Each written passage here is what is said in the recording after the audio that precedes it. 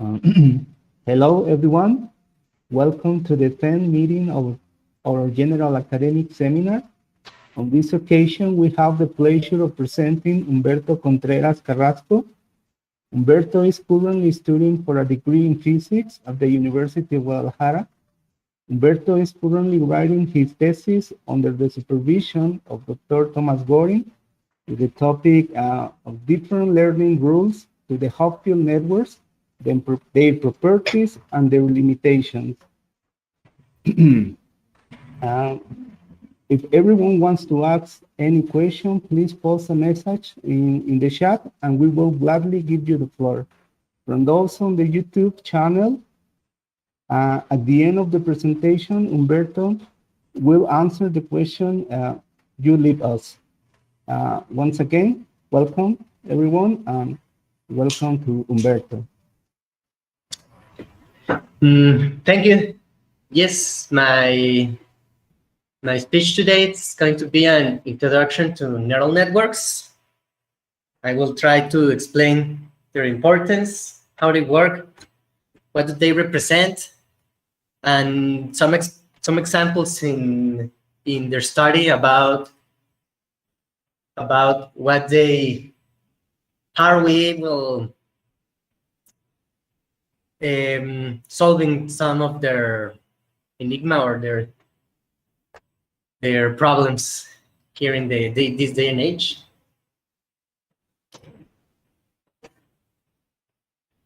First, I'm gonna give a little introduction, then some of what is a neural networks, a neuron, and some extra things that I will explain later. First, here I present to you, well, numbers from 0 to 9. But you and I, here in that you have a functioning brain, well, I hope, we can understand that these 10 numbers, one starts in 0, and the other starts in 1 and ends in 0. But even though you and I know this, it's something a computer maybe is not so simple to understand. You and I both the second number in the first image is a 1, and that the first number in the second image is a 1. But how do we both know that those are 1s, even though these two 1s are different? They have different, well, individual pixel that is black and white. That is black, I mean. But for you and I, both these 1s are a 1, and both these 2s that are next to the 1 are a 2, even though the 2 is very much different than this first 2 that we see here. In neural networks, we try to describe how our brains can so easily compare and get to the conclusion about how these two 1s are the same 1. But this is deceptive. Our brains has some visual cortex, also known as V1, containing millions of neurons with almost more billions of connections between them. And yet, this vision is just of one visual cortex. But the entire series of visual cortices are up to V5, which are commonly represented, doing even more precisely complex image processing. In artificial neural networks, we try to recreate those connections and neurons with an algorithm or a program that can, well,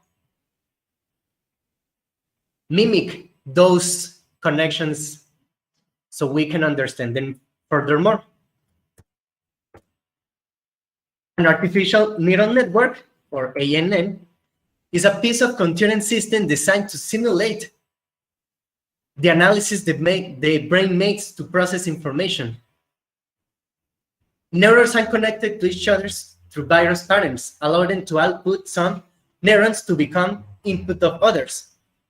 All our neurons, as we can see here, are intertwined between each other. And those intertwined from each neuron, we can represent with an artificial neuron, which is the one in the right, which we can feed an input and get an output that our neurons from our brain do the same. Neurons and edges typically have a weight not in the sense of mass, no, a weight in the adjust of how learning proceeds. Weight increases or decreases the strength of the signal connection. If a neuron have a bigger weight, it means it's more important. Well, not more important, but has a bigger chance of lighting up when something happens. And now, in a biological model, we have the dendrites, the soma, and the axon.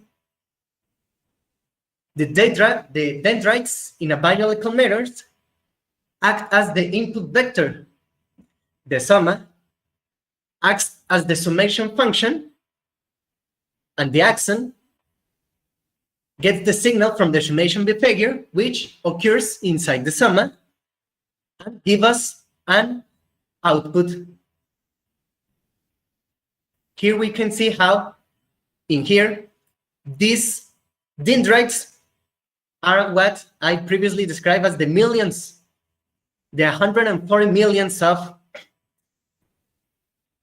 neurons that only our eyes could perceive, but it can be for our sound, for our ears, for our tact, for everything, for our smell.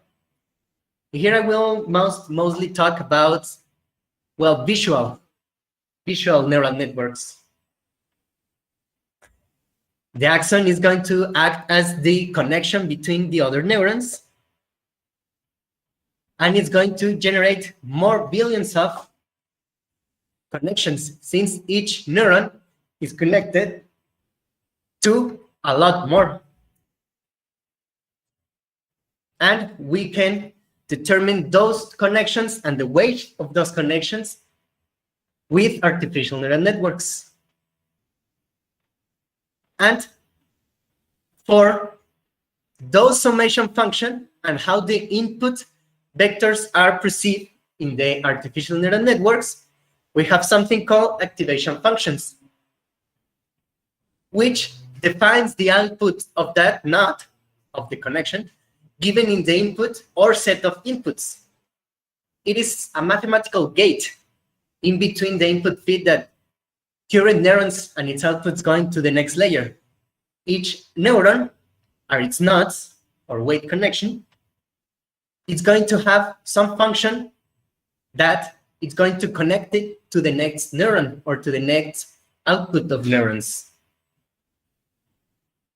The first kind of connection, the first kind of activation function that we use, it's a binary function, which is a threshold activation function.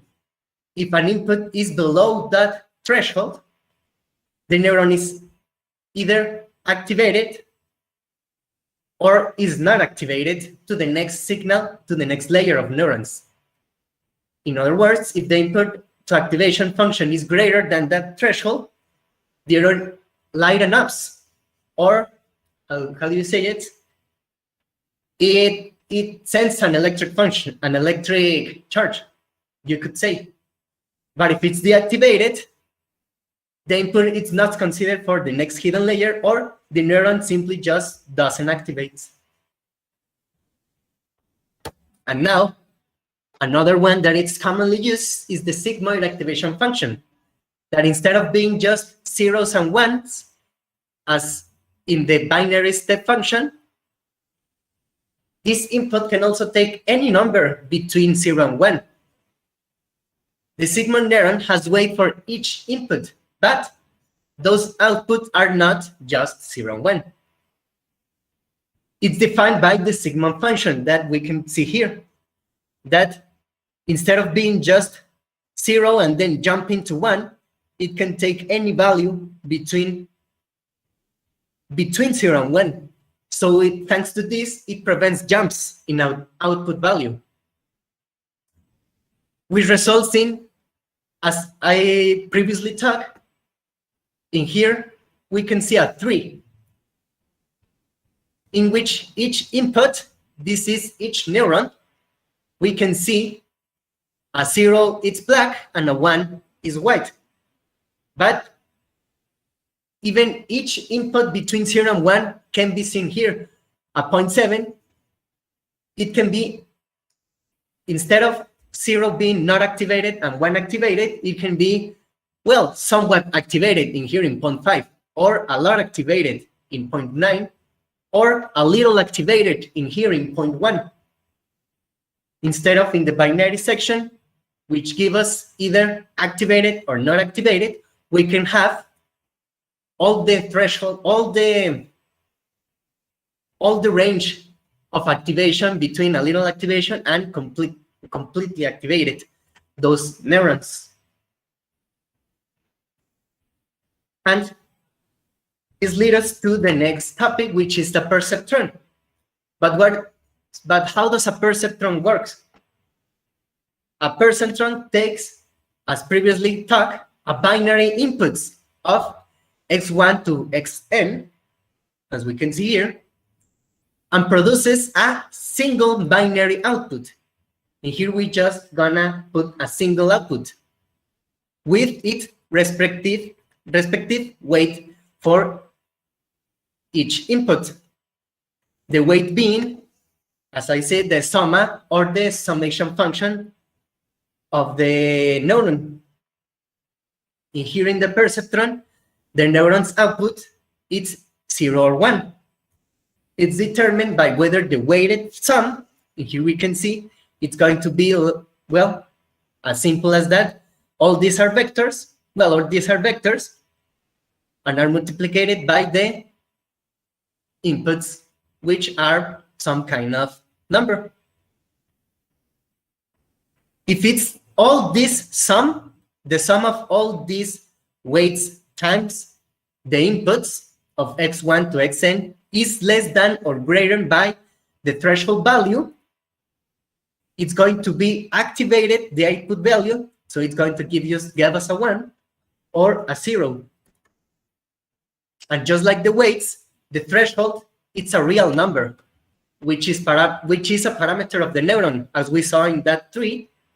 To put it in more precisely algebraic terms, the output, as we see here, this y, it's going to be the summation function, and if it's above the threshold value, it's going to be a 1, or it's going to be activated, and otherwise, so if it's below the threshold value, it's going to be a 0, or it's not going to activate. By varying the weights and the threshold, we can get different models of decision making. And what do I mean by decision making? In here, I can give an example, a very basic example of some network, of some perceptron, which is a network. That, let's suppose that the weekend is coming up, and you heard there's going to be a big beer festival in your city, and you really like beer, and you're trying to decide whether or not to go to the festival. You make your decision by weighing three factors. One, is the weather good? You don't like rain. Is someone willing to go with you? You don't want to go alone. And is it nearby? You don't have a car and you don't want to pay for too much transportation. We can represent these three factors by corresponding binary variables, x1, x2, and x3. So these three factors that I'm giving right now are the input values of our artificial neural network. or the perceptron. And we can represent these three factors by corresponding binary variables. X1 can be either 1 or 0, X2 the same, and X3 the same, in which 1 will be, as we can see, 1 will be the weather is good, and 0 it's going to be it's raining or the weather is bad. And X2, 1 is going to be someone is willing to go with you, and 0 it's going to be you have to go alone to the festival. And in X3, 1 is going to be the festival is close by your home, and 0 is going to be that, well, it's far apart and you have to decide. Now, for the weights of this neural network I just gave, it's going to depend on you. Basically, on each person, it's going to depend on what weight value it's going to give each of these corresponding variables. Now, let's say you adore beer, but you despise more the rain, more so than of your love of beer. And there is no way you're going if it's raining. And you're willing to go alone, or if it's far away, because you love beer. One way to do this is to choose a weight. And here, I'm going to give W1, which is going to be for the weather, a 6, W2, a 2, and W3, a 2, 2. These are the weight values I'm giving each of these variables.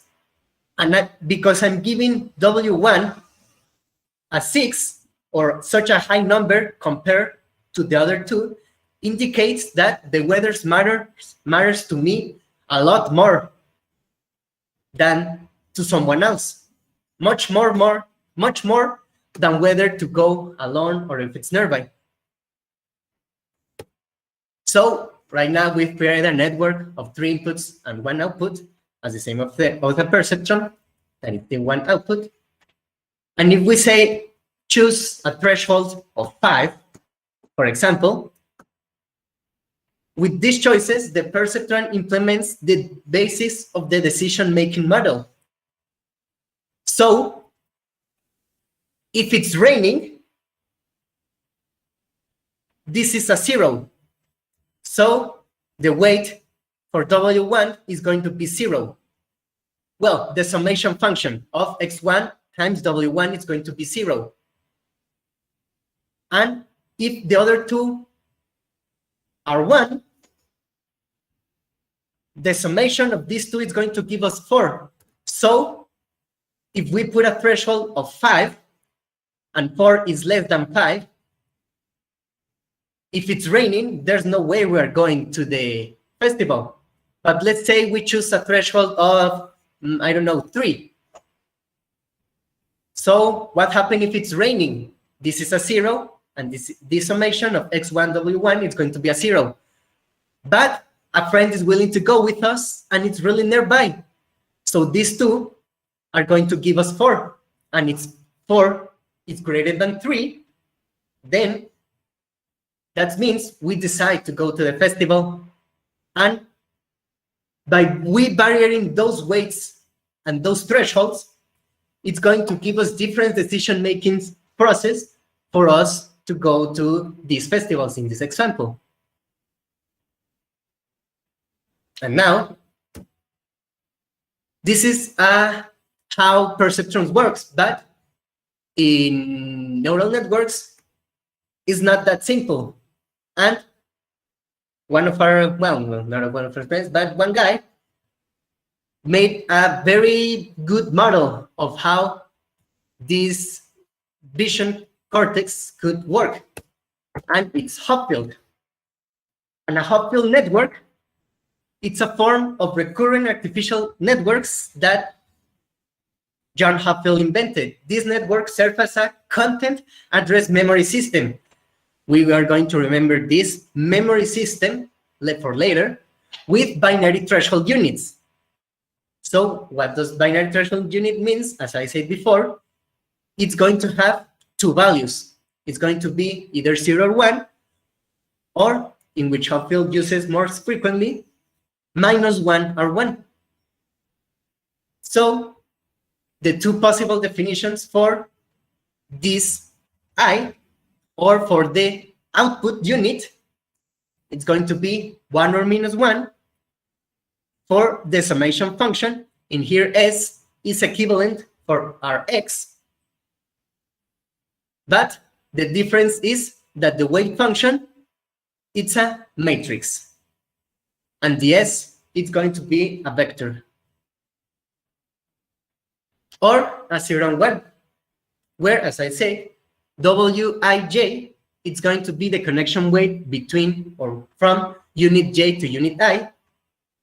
Sj is the state of unit J, and theta, it's going to be the threshold unit of that specific unit I.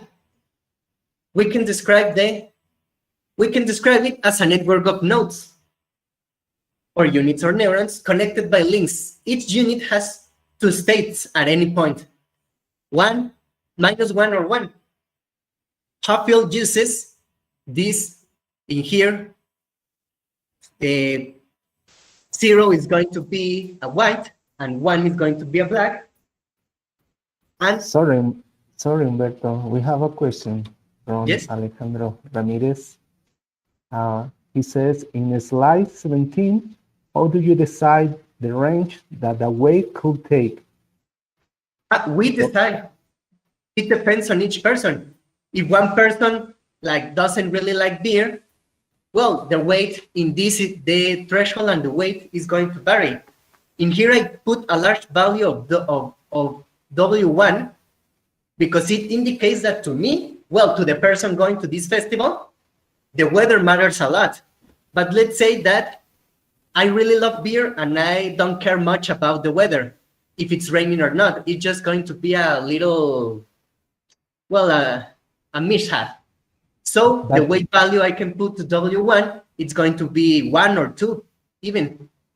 But let's say that, what? But these values are arbitrary or depends on the model that you are No, using? yes, these values are arbitrary, as I said. But let's say that you really don't want to go alone. Like, if you go alone, it's like the worst thing.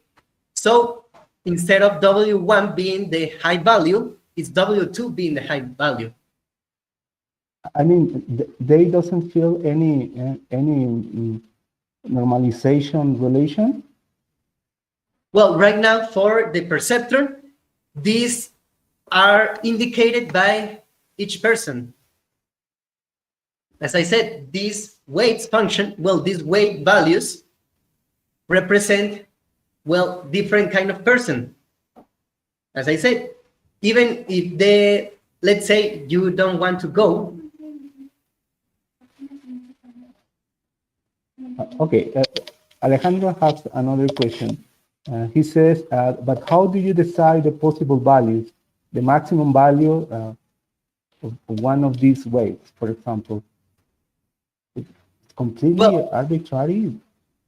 Yes, in this instance, I'm giving it arbitrary so I can explain how this summation functions and how the output layer and the input layer, it's going to determine the next layer, the next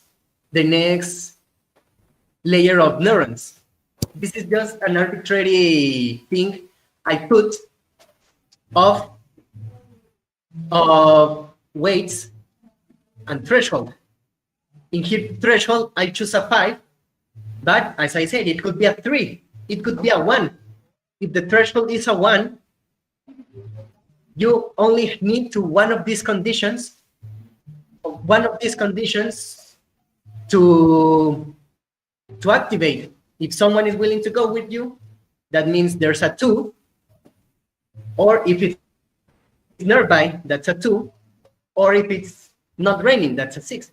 If I choose a threshold of 1, that means that I only need one of these to activate for me to decide to go to the festival. So that is my decision making. I choose the weight I put in each of these variables. Me as a person, I choose that. And depending on each person, those weights, it's going to be different. But as I said, in here, I just choose arbitrary numbers to represent them. So I can choose an arbitrary number for a threshold. Yes? Yes. Thank you. Thank you, Humberto. So I was talking of the Hopfield Network. Sorry, Humberto, we have more questions for you. Yes. Soham asked, they are weights, not probabilities, so the value can go to infinity. Oh, just a comment. What? Okay, yes. Yes. These are not probabilities. These are in here in that instance that I put of the festival. These are numbers, are real numbers. Okay, thank you, Humberto. So as I was saying, Hopfield made the decision of his weight function, of his neural network to be binary. Why? Because thanks to that, he gave us his energy function, which on a Hopfield network, it can, thanks to the way Hopfield created his network, so to say, it can recognize or reconstruct images. One of the greatest contributions by Hopfield was to write the energy function for his neural network. Energy functions are used in physics to compute how much energy a specific system has. And with the concept that all systems tend to gravitate to the state of minimum energy, Hopfield's energy function for his neural network with D neurons, where D can or cannot include a bias knot. A bias knot will be a threshold knot. It can or cannot. Any place where the weight and the neurons disagree will give a contribution +1 instead of -1, or 1 or 0. Well, in this case, +1 or -1. And so the total sum will have a higher value. Thus, the energy function, it's going to, as we see here, remember, we can see in this part, memory system, it can remember those patterns or those functions that it once had, even if after it can mismatch or destroy one of those functions and get back to the original value of those weights or those, how you say, patterns or neurons. In here, we can see a 0 and something that used to resemble a 0. As I saw before, you and I can both recognize a 0, even though if it's written in 100 different ways. But you and I cannot say this is a 0. Well, maybe, but this is not a 0, but it used to be. And thanks to the Hopfield network and its energy function, it can reconstruct and get back, so sort of say, to the original 0.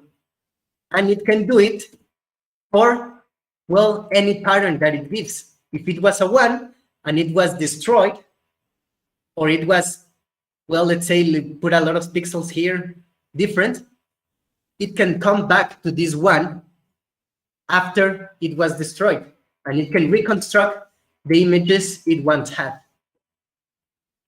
And how can it do that? By some learning rules.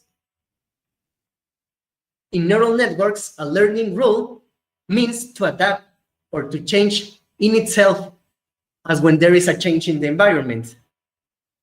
In an artificial neural network, it's a complex system, or well, we say it is complex, but we can change its external structure based on the information that it's passing through. And what do I mean it's passing through? Learning in ANN implies the process of a unit capable of changing its output and input values behavior due to the change in the environment. As we saw before, an input and an output, I just put arbitrarily in the perceptron. I put the input as whatever I want, and the output as something based on the summation function of the weight of the weights and the input. But thanks to their learning rules, we can change those input, and therefore, if we change the input, we change the output. And the most old and simple learning rule, it's Hebb's learning rule, in which Hebb rules tell us that the intensity of the synaptic connection is proportional to the correlation of the fire of the two connected neurons. So if two neurons fire themselves together simultaneously and constantly, so is any connection between them is going to change in intensity. That is, it's going to become more strong. We saw before what is this connection? The weight function. If the connection between each neuron is greater, its weight function, it's going to be greater. And if the neurons never or rarely fire together, the same, or simultaneously, their connection will die. Or the weight between each one, it's going to be less, or a less number. And one of the guys that discovered this a long time ago was Pavlov, in which he made an experiment with his dog. That when a dog starts to eat, it produces saliva. So what did Pavlov did? Every time he fed his dog, he will ring a bell. Previously, when Pavlov rang a bell, the dog will just, be confused. What is that? But later in time, every day, each time the dog ate, Pavlov will ring that bell. So when the dog will start to eat, he will hear a bell. And as time passes, when Pavlov rang the bell, even though it wasn't time to eat, the dog will start to look for food and start to salivate.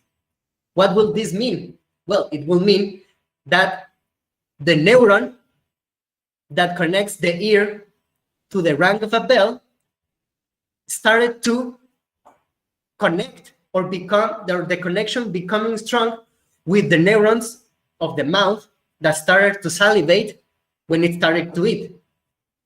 So since the connection between those two neurons, not just one neuron, millions of neurons, became so strong that the ring of a bell activated the neurons to salivate in the mouth. So this dog started to salivate. And could make a mathematical function of this same principle, which can describe as the method to modify the weights between neural models. Now, as someone asked before, how do I choose the weights? Well, those weights, we do not choose them. They are the way they are. And how do we change them? Well, with some learning rules. As you and I could learn a new language or learn to ride a bike, when we learn to ride a bike or we'll learn a new language, we are strengthening, we are modifying the weights of our neurons so that we can fire them when we hear someone speak in German, even though before you didn't know German, so you've heard someone speak German, you wouldn't know what he was speaking.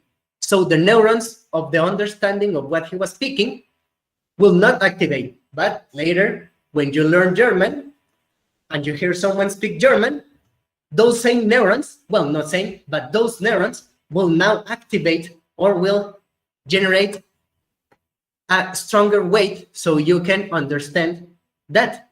So we modify those weights with, well, in this case, with this function that is going to give us WAJ is the weight of the connections of the neurons J to I, as seen before, as seen it with the Hopfield network, and X is the input value of the neuron I. And since the neuron cannot be in the same state, in the same place at the same time, if I equal to J, the neuron is 0, since it's the same neuron. So it will not activate to a different neighbor because it's not a neighbor, it's the same.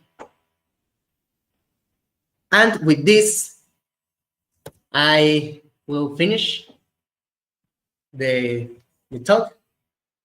And these are some of the books I used, and that's all. Okay, thank you. Thank you very much, Humberto. Now is the time for questions.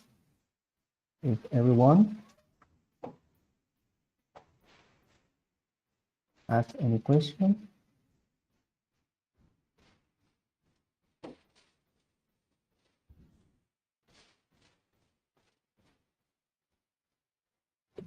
Well, I have a question.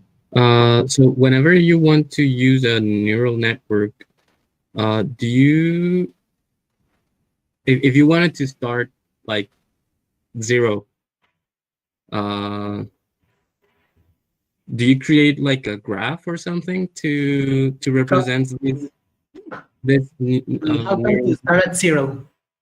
Yeah, like instead of using Python or any packages, like how do you actually I mean, somewhat computationally speaking, create this network? Well, as we saw in this part of the Hopfield network, this is a network. So this is a matrix of 1, 2, 3. Well, it's going to be, I think, 28. No, not 28, like 15 times 15, or I don't know. This is a network. And how it's going to behave, it's going to be based off on these equations, as we see here, or here, or here, in which all of these weights or inputs or summation functions, as we saw before, are going to be determined by the initial matrix. In this case, in a visual, in a visual matrix, it's going to be all these input value. Let me go more back. All these input values, it's going to be a matrix. In here, 0, 0, 0, 0, 0, and this is a 1, and a 2, and a 0.2, and a 0.1. This is going to be my matrix, and with all the equations, I'm going to create the neural network and the learning rules and the output values and all that. Yes?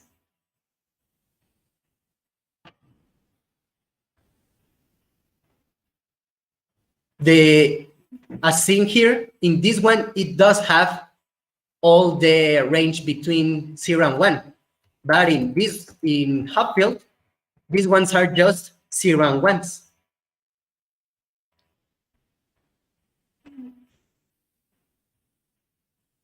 Could I answer your question?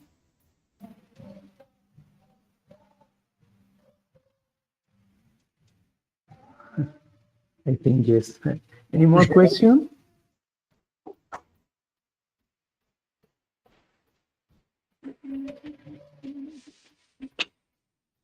Any more questions?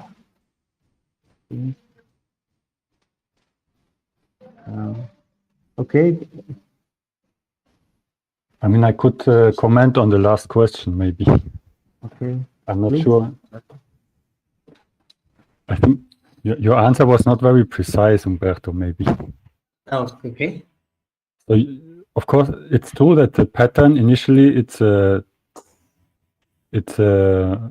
has a matrix form, or it has a two-dimensional form, but in the computer, then it is represented as a vector, right? Mm-hmm. And the weights, that is our weight matrix. So the weights are stored in a matrix, and then you can calculate, for instance, the energy as the expectation value, say, for the weight of the weight matrix with respect to your state. And that's what you want to minimize, right? And then, so there you do, by iteration, the system finds its minimal, it's the minimal energy state,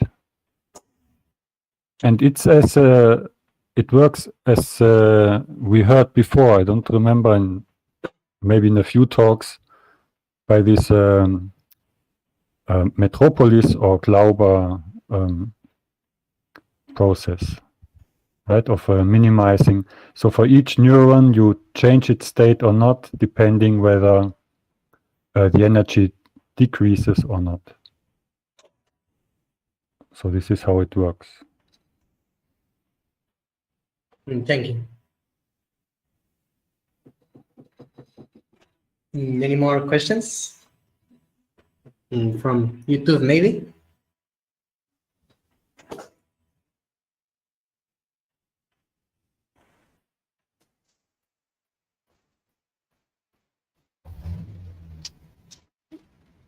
Questions? Yeah. Are Okay. free. Come on. Jose Luis says no. So Okay. It seems that there is no more question. From YouTube, maybe? Yeah, Okay. no question. Okay. Thank you very much, Humberto. Very nice talk. Very nice topic. Interesting. Thank you very much. Thank you. I cannot hear you very much. Okay.